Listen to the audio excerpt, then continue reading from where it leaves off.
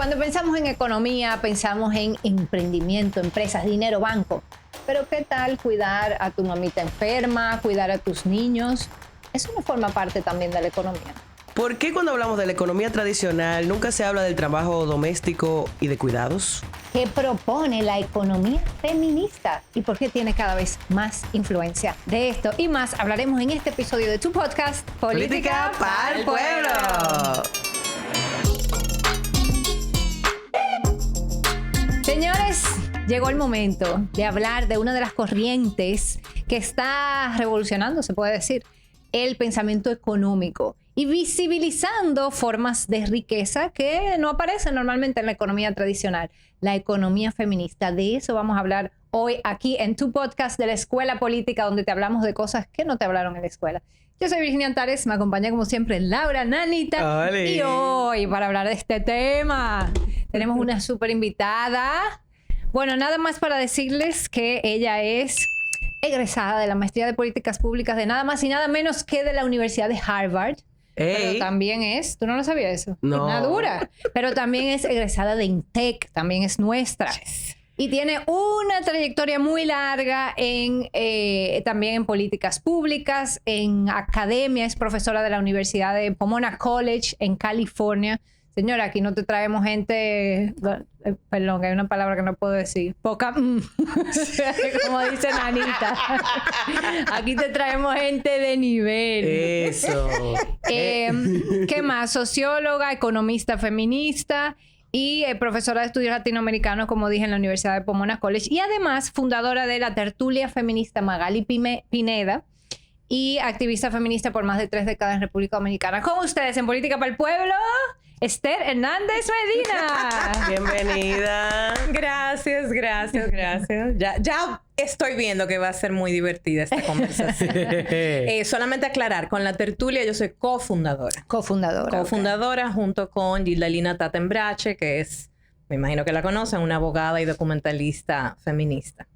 Gracias, Esther, por estar aquí. Estamos muy emocionada de tenerte para este episodio que además creo que es un tema interesantísimo. Pero antes de aprovechar a Esther y sacarle el jugo, vamos a recordarte que si estás viendo este video en YouTube, pues puedes suscribirte a nuestro Patreon para que puedas verlo enterito, tanto este como todos nuestros videos, que por cierto, este es el episodio número 50 de Política para el Pueblo. ¡Qué buen número! Felicidades. Muchas Gracias. Tú sabes que la mayoría de los podcasts dicen que no pasan de 8 episodios. ¡Ja! No me digas. Ya O superamos sea, ese número con creces. Que aquí Pero llevamos ya claro. como 6 vidas de podcast.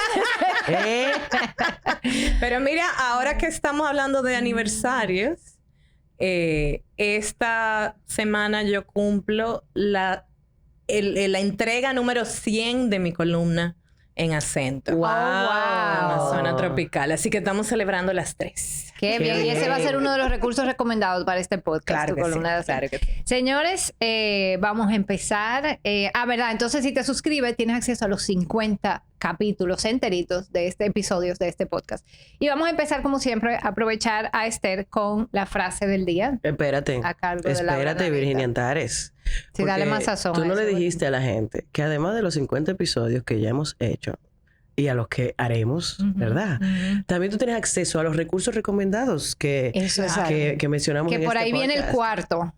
No, ya bulto. tenemos 3. Claro que sí. De los primeros 40 episodios ya tenemos... De los primeros 30 episodios. Ajá, de los Ya primeros están 30. publicados. Ya tenemos los recursos recomendados y van a venir más cositas por Una ahí. compilación de todos los recursos que recomendamos en cada episodio. ¡Qué chulo! Ordenados. Ay, sí, una chulería. Súper. Y más cosas que vendrán por ahí. Claro que yes. Entonces, ahora, ¿qué es lo que tú quieres? La frase. La frase del día. La frase del día, claro que sí. Y la frase dice: lo que llamamos economía es apenas la punta del iceberg. Amaya Pérez Orozco. Esta economista feminista española utiliza la imagen del iceberg para explicar que la economía convencional solo observa la parte visible, el mercado, las empresas, el empleo remunerado, mientras que debajo del agua permanece oculto el enorme volumen de trabajo doméstico, de cuidados y comunitario que hace posible que todo lo demás funcione. Qué buena imagen. Exactamente. Sí, a mí me encanta esa imagen. De hecho, utilizo en mis clases. Yo soy muy visual. Literal, tú proyectas el iceberg. Yo proyecto el iceberg. De hecho, o sea, no sé de dónde me lo robé en el internet, pero hay una imagen que yo utilizo que precisamente grafica eso. Entonces tú ves en la puntita del iceberg las cosas de las que estaba hablando Amaya Pérez Orozco, que es una de las principales economistas feministas a nivel mundial. Entonces ahí en esa puntita aparecen fábricas, torres de electricidad, oficinas, edificios, ese tipo de cosas. Y entonces la base del iceberg, que es la mayor parte, obviamente, tiene todo lo que Nanita estaba mencionando ahora. Entonces tiene los pañales, tiene, qué sé yo, un botiquín de primeros auxilios, tiene una plancha, tiene una cocina, tiene el estufa, o sea, tiene todos los elementos que generalmente no asumimos que son parte de la economía feminista, que no son parte de la economía en general, pero que en la economía feminista reivindicamos.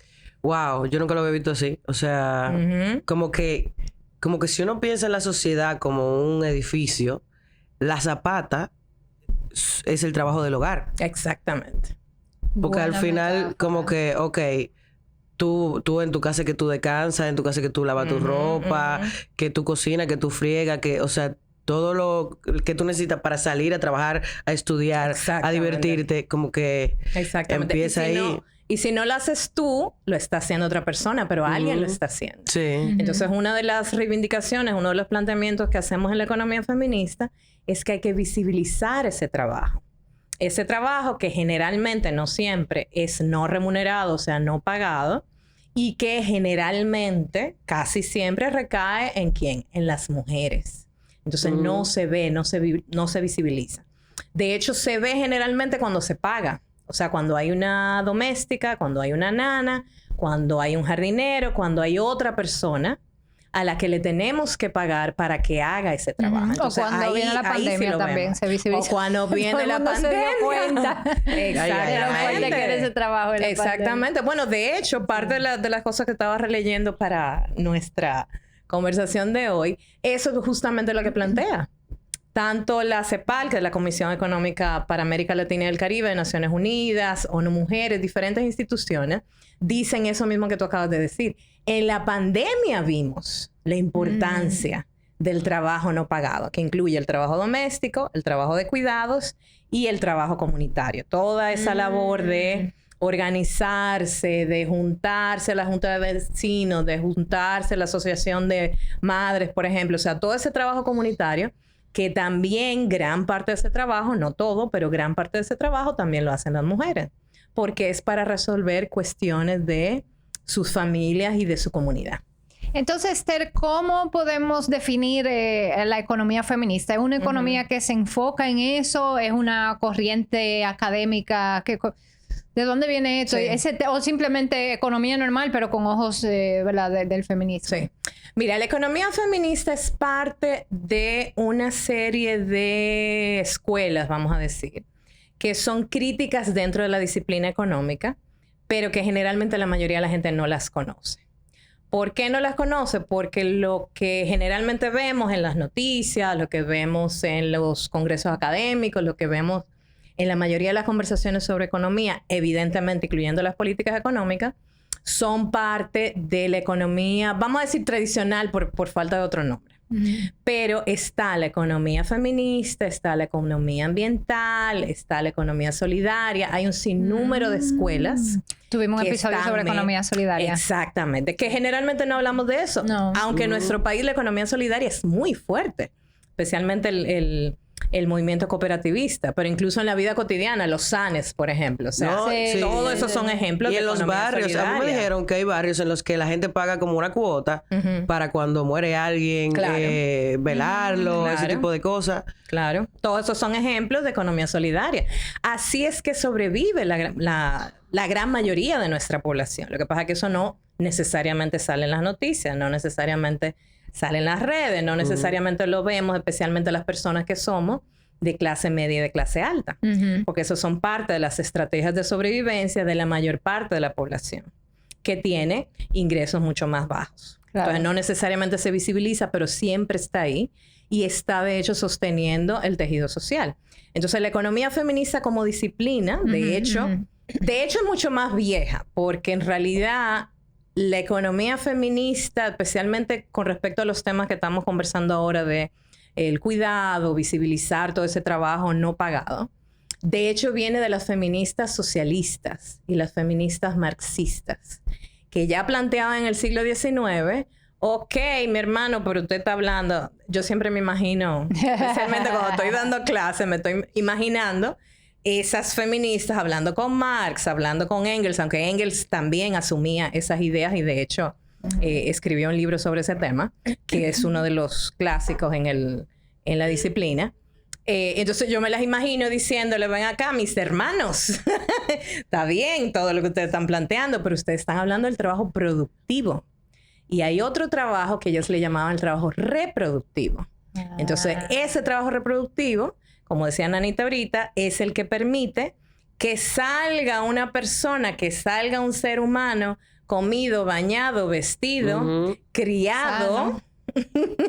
Porque, ¿verdad? Hubo todo un trabajo desde que esa persona nació hasta que fue mayor de edad. Claro, mayor de edad ya en nuestra época, porque lamentablemente en otras épocas y todavía existía el trabajo infantil como norma. Entonces, todo eso que no se ve, lo que Pérez Orozco dice es la base del iceberg, ellas lo planteaban como el trabajo reproductivo. Y hay otra imagen que yo uso también que resume eso muy bien. Entonces, en ese sentido, la economía feminista realmente, claro, no se le llamaba así, pero sus orígenes están realmente en el siglo XIX, tiene antecedentes.